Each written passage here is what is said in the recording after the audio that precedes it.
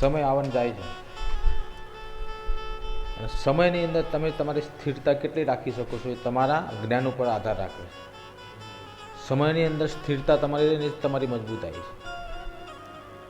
ખરાબ સમય અથવા ખૂબ સુખી સમય, સારો સમય, આ બંને સમયની અંદર સ્થિરતા જરૂરી છે. સ્થિરતાનો મતલબ એવો નથી કે તમે દુઃખમાં હોય તો જ સ્થિર રહો. સુખમાં પણ સ્થિરતા જરૂરી છે. સુખમાં પણ જો સ્થિરતા ના હોય તો પણ તમારું દુઃખની પ્રાપ્તિ થાય, અને દુઃખની અંદર સ્થિરતા ના હોય તો દુઃખની સમાપ્તિ પણ થતી નથી. સ્થિરતાનો મતલબ એમ કે બંને પાસા તમને અડકી ના શકો, એને સ્થિરતા કહેવાય.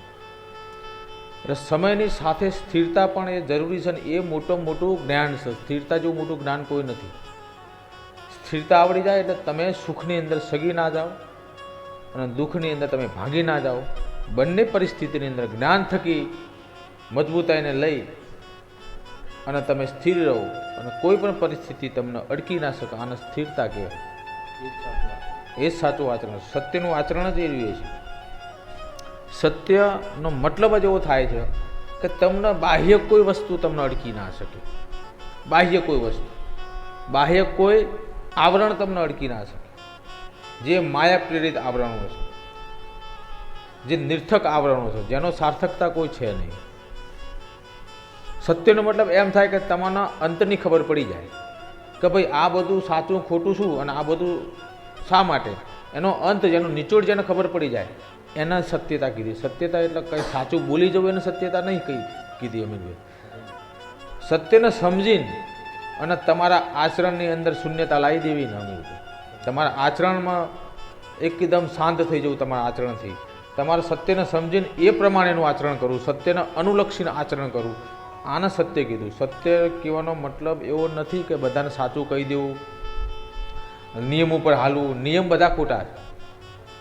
નિયમ ઉપર હાલવું એ સત્યતા નથી.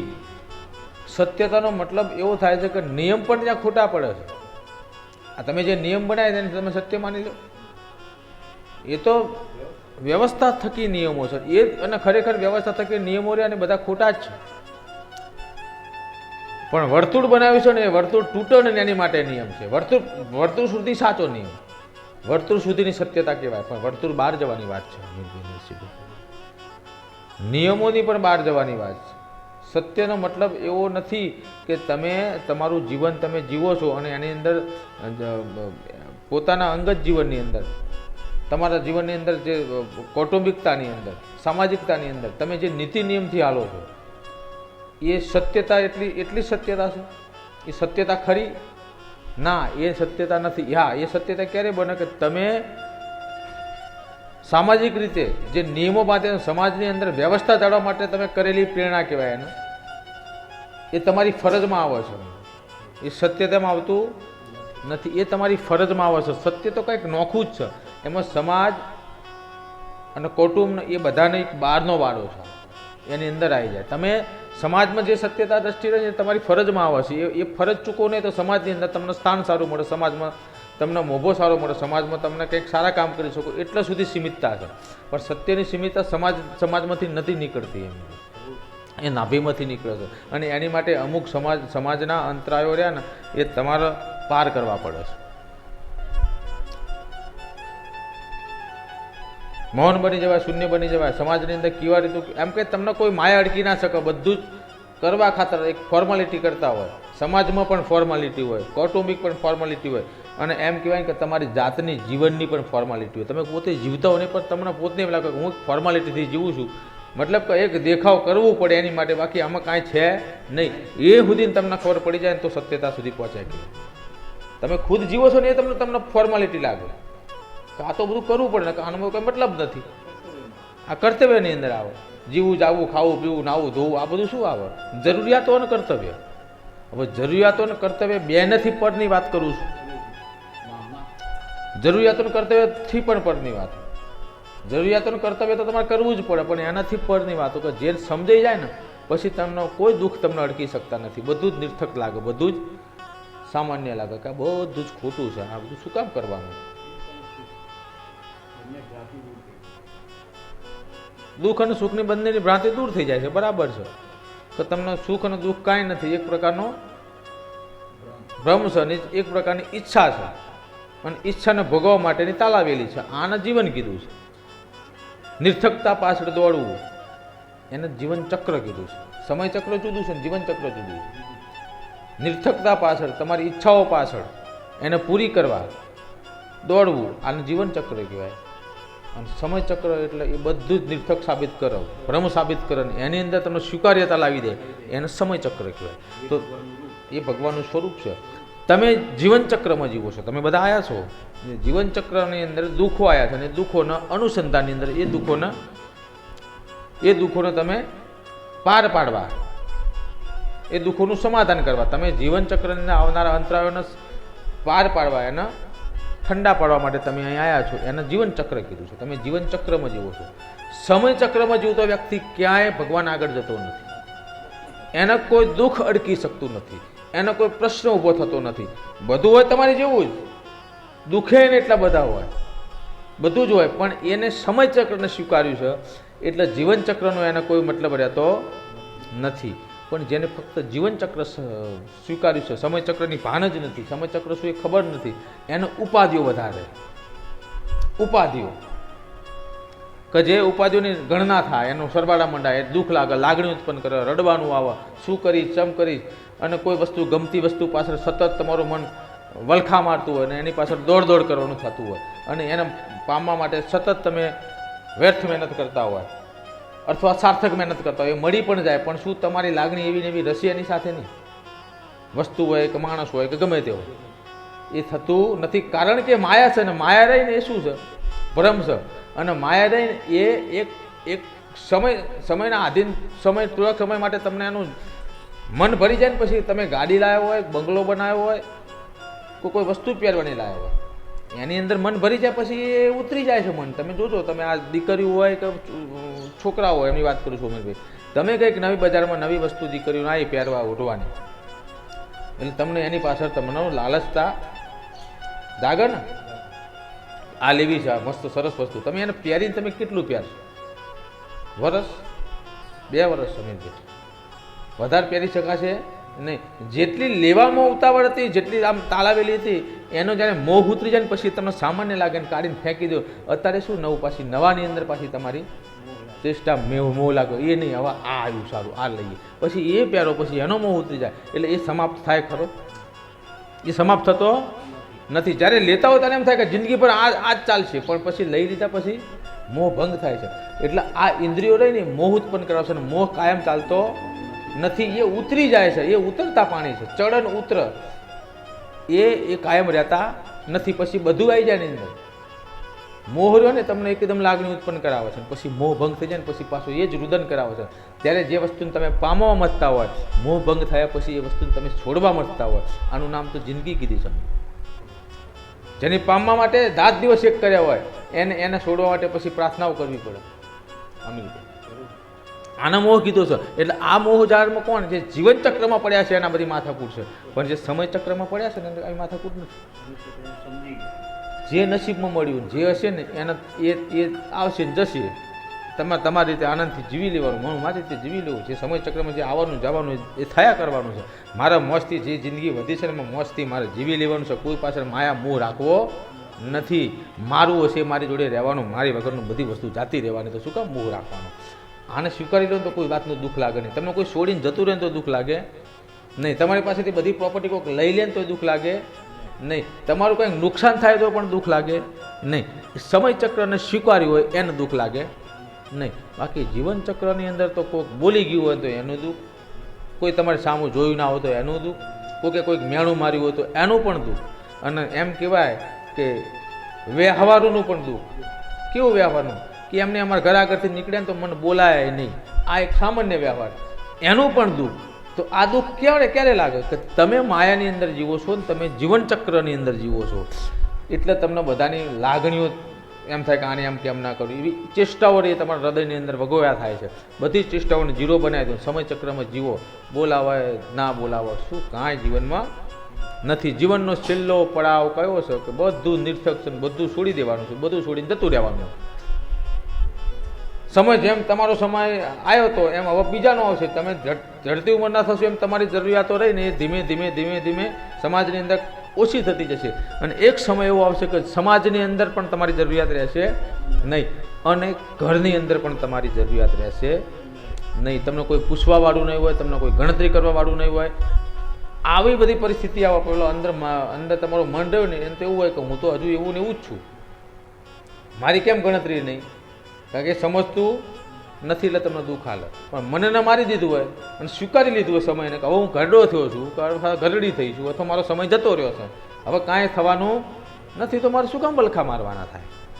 જે બની રહ્યું છે એ બધા બરાબર બની રહ્યું છે. કાલ મારો સમય હતો, અત્યારે બીજી પેઢીનો સમય આવ્યો, અત્યારે એ પેઢી જામે છે, પછી એ પેઢીનો પણ સમય પૂરો થશે, પછી ત્રીજી પેઢી આવશે. એમ દરેકના આ રસ્તેથી નીકળવાનું હોય તો દુઃખ શાનું મારે? તો જે થયેલું છે સમયના ચક્રના આધીન થયેલું છે, બધા અહીંથી જ નીકળ્યા છે અને એ જ રસ્તા પરથી અમે નીકળી રહ્યા છીએ. તો દુઃખ લાગવાનો કોઈ મતલબ રહેતો નથી અને આનંદથી જિંદગી પૂરી થાય. તમે જે વસ્તુ માટે વલખા મારો છો ને એને તમે કલ્પના કરી કે ક્યાં સુધી રહેશે, કોઈ પણ ચેષ્ટા ક્યાં સુધી રહેશે, તો એનો જવાબ તમને અત્યારે હું કહું છું એટલે ખબર પડે. ત્યાં સુધી તમને એમ આ તો અજર અમર રહેવાનું છે, આખી આમ મટવાનું જ નથી. એ ભ્રમ બધા ભૂલી જાય છે અમીરભાઈ. કાં તો મટવાનું જ નથી, આ તો આમ જ રહેવાનું છે, આનાથી કાંઈ મતલબ નથી, આના કંઈ થવાનું જ નથી, અમે તો અમર રહેવાના છે. આ ભ્રમ કાઢી કાઢો, અમરતાનો ભ્રમ કાઢી કાઢો. આજુબાજુના ઘરડા લોકો રહ્યા ને એમને પૂછી લો કે તમારો સમય હતો ને કે આ તો અત્યારે નથી, હાથમાં કાંઈ જ નથી, બધું વહી ગયું. તો એ જ પરિસ્થિતિ તમારી માટે કોઈ જુદો ભગવાને નિયમ બનાવ્યો નથી, એ જ પરિસ્થિતિ આવશે ને એ જ રીતે થવાનું ને એ જ રીતે બધું જોડીને જતું રહેવાનું. તો શું કામ આ બધા વલખા મારવાના? શા માટેના વલખા મારવાના? ફક્ત આનંદ લેવાનો અમીરભાઈ? પણ આનંદ એવો લેવો કે જેની પાછળ દુઃખ ના આવતું હોય. આનંદ લેવાની કોઈને ના નથી, પણ આનંદ એવો લેવો કે જેની પાછળ દુઃખ ના આવતું હોય અને ક્યારે સમાપ્ત ના થતો હોય. આને પરમ આનંદ કહેવાય. જેની પાછળ દુઃખ ના આવતું હોય અને ક્યારેય આનંદ સમાપ્ત ના થતો હોય. કયો આનંદ છે? એ નિરંતર આનંદ કયો છે? એને પરમ આનંદ કીધો છે. ને એ પરમ આનંદ જો ને સમય ચક્રને સ્વીકારવાથી આવે છે. માયાને સ્વીકારવાથી પરમ આનંદ નહીં, ક્ષણિક આનંદ આવે છે, એ દુઃખ હાલે, એ ઊંચાટ હાલે. અને જે પરમ આનંદ રહ્યો ને એ ગમે તે થાય, તૂટી જાય, લૂસાઈ જાય, ભૂસાઈ જાય, બધું એમ કહેવાય ને કે તમારી આગળ બધું એમ કે આ તૂટી પડે, પણ તમને એનો લેશ માત્ર મનમાં હોય જ ને, એનો લેશ માત્ર પણ તમને દુઃખ હોય નહીં. કારણ કે તમે સમયચક્રના સ્વીકારીને જીવો છો ને પરમ આનંદમાં જીવો છો. જે થયું આપણે કાંઈ નથી, આપણે બસ પ્રભુને મજા છે, કાંઈ શું કરવાનું, બધું નિર્થકતા છે ને આવે છે ને જાય છે. આ નિર્થકતા છે, એ ભ્રમ છે, એ તૂટ્યો હોય સારું. જેટલા ભ્રમ તૂટે એટલું સારું. અમુક વ્યક્તિનું છોકરા સામું થઈ જાય, છોકરા કાંઈક અશબ્દ બોલી જાય અથવા છોકરા એમનું અપમાન કરી દે, પછી એ બાપને એનો આત્મા બળે, એને દુઃખ લાગે. પણ દુઃખ નથી લાગે, ભગવાને ભ્રમ તોડ્યો છે. અને એ ભ્રમ તોડો ને એને સ્વીકારી લો ને, એનાથી વિશેષતા કોઈ બીજી નથી. ભ્રમ તોડ્યો છે કે ભાઈ તારું કાંઈ નથી, કોઈનું નથી, તારું કાંઈ નથી. આ જ સત્યતા છે. તમારા જીવનની અંદર, તમારા મગજની અંદર ભ્રમો તો કાઢી કાઢો કે કોઈક મારું છે, બધા મારી માટે જીવો છે, તમારી માટે ખુદ તમે જ જીવો છો, બીજું કોઈ જીવતું નથી. આ પરમ સત્યતા છે, બીજી કોઈ સત્યતા નથી. તમારી માટે તમે ખુદ જીવો છો, બીજું કોઈ જીવતું નથી. બીજો તો બધો એક ફોર્માલિટી ને એક જીવન વ્યવસ્થા છે. એ જીવન વ્યવસ્થાનું બધા પાલન કરી રહ્યા છે કર્તવ્ય નિષ્ઠાથી. બાકી કોઈ તમારું ખરું કર્તવ્યતા નિષ્ઠાથી પાલન કરી રહ્યા છે. બાકી તમારે એમ માનો કે આમ થશે, આ મારું આમ કરે, એ બધી એ ભ્રમતા છે. એ બધી ભ્રમતા છે અને એને ભૂલી જાઓ તમે. કોઈનું નથી. એટલે એવી આસાન અપેક્ષા રાખો ને ત્યારે દુઃખ થાય. આસાન અપેક્ષાઓ એને મૂકી દો કે મારા આમ થશે, એ ના થાય તો દુઃખ થાય ને. પણ એ રાખી જ ના હોય આશા કે આમ જેમ કશું થવાનું જ નથી, જે છે બરાબર, જે આવે ખરું, ના આવે કાંઈ નહીં, કાંઈ કશું કરવાની જરૂર નથી. છોકરો સેવા કરો તો ઠીક, ના કરો તો કાંઈ નહીં. ભગવાન તે જીવન આપ્યું છે ને તાર પાર પાડવાનું છે. મારાથી જેટલું બનશે એટલું હું કરીશ, બાકી મને લેર કરવા દે ભગવાન, જે થાય. અને પછી છોકરો બોલવું હોય તો બોલો, ના બોલવું તો કાંઈ નહીં. કોઈ બોલી જાય, હા નહીં, કાંઈ તમને દુઃખ લાગશે નહીં. એક પરમ આનંદની ગતિની અંદર જીવશો ને, એની અનુભૂતિ જેને થતી હોય ને, એના જોડે શબ્દ પણ નહીં હોય કે આનું વર્ણન કરી શકું કે આરો આનંદ કયો હોય છે. જીવનમાં શું એટલે તમને માયા અડકી જશે, એમાં ના નથી. પરંતુ એક તો જ્યોત એવી ઝળહળતી રાખો કે એ માયાના રહે ને બાળીને ભસ્મ કરી દે. એ જ્યોત જોડે જાઓ ને તો ઉદાસ થઈ જાય, ઘડીક દુઃખ લાગે, પણ એ જ્યોત સામું નજર મારો, એ તમારે જળતી હોય તો, હળકતી હોય તો પછી પાછું બધું 0-0 ઠંડુ થઈ જાય. કાંઈ નથી, જીવન છે, આ તો ચાલ્યા કરે. જીવતા પરમ ગતિ છે. સુખ અને દુઃખ અમીર આ ચાલે છે. કોઈ એમ કે સ્વર્ગ છે, કોઈ કે નરક છે, કાંઈ કોઈ જોયું નથી. એમ કહેવાય છે કે આત્મા મરતો નથી, આત્માને કશું ઓળખતું નથી. હા પણ જો બહુ મોટી વાત છે, આત્મા મરતો નથી, આત્માને કશું ઓળખતું નથી, આત્મા ક્યારેય પાપ કરતો નથી, અને આત્માનો મોહ હોતો નથી. સમજાય જેવી વાત છે ને? આત્મા શું છે? એ નિર્લુપ્ત છે, એટલે મને એને કશું વસ્તુ ઓળખતી નથી. એ પરમેશ્વરનું એક સ્વરૂપ છે. કયું? આત્મા. શાનું સ્વરૂપ છે? પરમેશ્વરનું છે. અને એ પરમેશ્વરના સ્વરૂપના આ મશીનની અંદર ઉતર્યો છે પોતે પરમેશ્વર, અને આનાથી એ હલન ચલન કરે છે. બીજું આપ્યું છે ભગવાને એના દિમાગ. એ શરીર રવિ દિમાગથી કામ કરે છે અમીરભાઈ, અને એની ઉપરનો રાજા આત્મા છે. હવે એમ કે કોઈ માણસ હજારો પાપ કરીને મરી જાય, પછી એનો આત્મા બહાર નીકળે, પછી એ ભટક. કારણ કે હમણાં જ વાત કરી કે આત્મા તો શુદ્ધ છે, આત્મા તો માયાથી પર છે, આત્મા કોઈ પાપ કરતો નથી, આત્મા તો નિર્લુપ્ત છે, આત્મા તો પરમ ગતિવાળો છે. તો આ શરીરે કરેલા પાપને આત્મા ભોગવત કઈ રીતે? અને આવું શાસ્ત્રમાં લખ્યું છે ને તમે માની લો. આત્મા જો પરમ ગતિનો હોય, પરમેશ્વર હોય, આત્મા માયાથી પર હોય, તો આ શરીર પાપી શરીરને છોડ્યા પછી આત્માને ક્યાંય કંડળવાનું આવે ખરું? અને જો આત્માને કંડળવાનું આવતું હોય અને આત્માને એનો ભાગ ભોગવવો પડતો હોય તો એને આત્મા ના કહેવાય. એને સ્વર્ગના નરક આત્માને ભોગવવું પડતું હોય તો પછી એનો મતલબ નથી. તો પછી કાયમ અને આત્મામાં કોઈ ફેર રહ્યો નથી. જે કાંઈ ભોગવવાનું થાય ને આ કાયન ભોગવવાનું થાય છે. નરસિંહ, જે કંઈ ભોગવવાનું થાય છે આ કાયને ભોગવવાનું થાય છે. પેલો અંદરથી નીકળી જાય પછી એને કાંઈ ભોગવવાનું થતું નથી. આ કાયાથી તમે જે કર્મ કર્યા છે ને, એ કર્મ ગતિવાળી કાયાને એનો પડઘો ભોગવવાનો થાય છે. દુઃખ લાગત હોય મસ્તિષ્કના, હૃદયના, શરીરના, અમીર પેલાને કાંઈ લેવા દેવા નથી.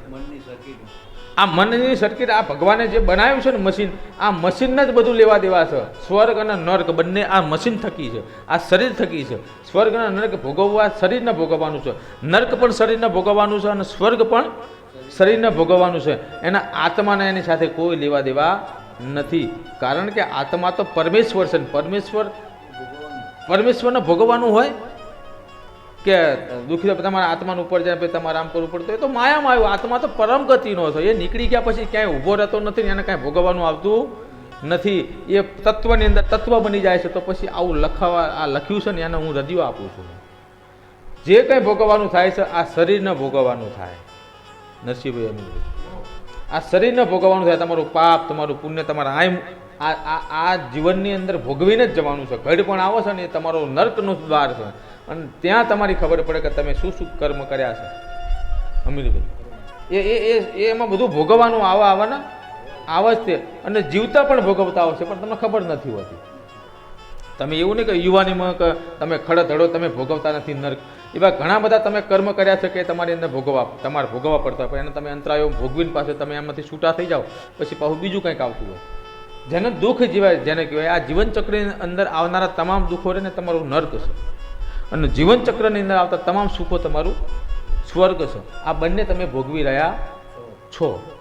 સારા કર્મ કરો તો સુખ મળે, એને તમે સ્વર્ગ રૂપે લઈ લો. અને ખરાબ કર્મ કર્યા હોય, કર્મનો મતલબ ખરાબ કર્મની અંદર બે વસ્તુ નથી આવતી. તમે મગજમાં જે લીટી લોડો એને ભૂસી કાઢો.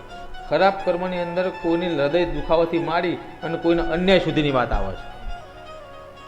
એ બધું કર્યું હોય એનું જે દુઃખ આવે અને એ ભોગવવું પડે એના નર્ક કહેવાય. એટલે આ સ્વર્ગના નર્કની સિક્કાની બંને બાજુ તમે જીવી રહ્યા છો. મૃત્યુ પછી કાંઈ નથી, આ લખી દઉં. મૃત્યુ પછી કોઈ સ્વર્ગ નથી, કોઈ નર્ક નથી. મૃત્યુ પછી તો એમ કહેવાય કે પરમ ગતિનો પરમાત્મા છે ને એ નીકળી જાય છે, જેને આત્મા કહેવાય છે. આત્માને કાંઈ ભોગવવાનું આવતું નથી, કારણ કે આત્મા એ જ પરમાત્મા છે એવું શાસ્ત્રોની અંદર કીધું છે. તો પરમાત્મા કાંઈ ભોગવા ખરો? ભોગવા તો પછી પરમાત્મા કે ના કહેવાય. એટલે જે છે આ શરીર થકી છે. તમે આ શરીર થકી જે કંઈ કર્મો કરશો આ શરીરને ભોગવીને પછી આત્મા નીકળી જશે, શરીર ભોગવી લેશે, પૂરું થઈ જશે. એટલે આ બધી નિર્થકતામાંથી નીકળો ને આ બધું વલણું જો તમે જાગ્રતતા હોય અને તમે એને જિજ્ઞાસુ હોય ને તો તમને આવું બધું વલણું આવડે. ને તો તમને વિરોધાભાસી વાત હોય ને તો તમે માની લો. આત્માની વાત અત્યારે કરી તમે કોઈ વાર વિચાર્યું હતું કાવું હોય એવું માની લીધું કે ભાઈ મર્યા પછી તો આમ લઈ જાય, ફલાણા લઈ જાય, કોને લઈ જાય? મર્યા પછી કે નર્કમાં લઈ જાય, સ્વર્ગમાં લઈ જાય, કોને લઈ જાય? મર્યા પછી આત્માને લઈ જાય? આત્મા તો પરમાત્મા છે, એને ત્યાં કશું લેવા દેવા છે. તો કોણ લઈ જાય? કોને? કોઈને લઈ જતું નથી. એક ભ્રામિક વાત છે જેથી કરીને માણસ રહ્યો ને સીધી લીટી ઉપર હાલ કે મર્યા પછી આપણને આવું થશે ને, કોયડાના દામ દેશે ને, હોયા ખોસશે ને, હા ઉકળતા તેલમાં નાખશે ને, આવું બધું કાંઈ નથી. દેહ મૂકી દીધો પછી કયો તેલ તમને બાળી શકે? મને કહો, કઈ અગ્નિ તમને જલાવી શકે? અમીરભાઈ, તો પછી આ ભ્રામિક વાત એટલા માટે કરી છે કે માણસ સીધી લાઈન ઉપર હાલે, બે ભય પહેરી જાય. એને કારણે સીધી લાઈન ઉપર આવે એટલે આ ભ્રામિક વાત કરી છે.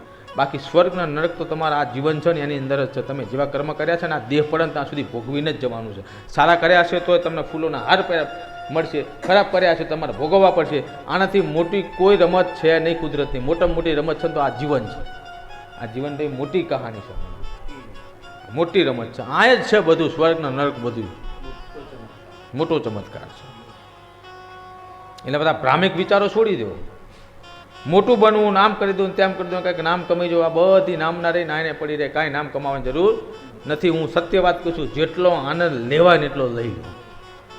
દરેક વાતની અંદર જેટલો આનંદ લેવાય એટલો લઈ લો. નાચી લો, કૂદી લો, આનંદ કરી લો. કોઈના સારા કામની અંદર ખૂબ મજા કરી લો. કોઈને ગમતા બની જાઓ, અમીરભાઈ નરસિંહ, કોઈને વાલા બની જાઓ, કોઈની સેવા કરી લો અને જીવનનો ભરપૂર આનંદ લઈ લો. આનાથી મોટું સ્વર્ગ કોઈ નથી. બાકી બધી જ ભ્રામિક વાત છે.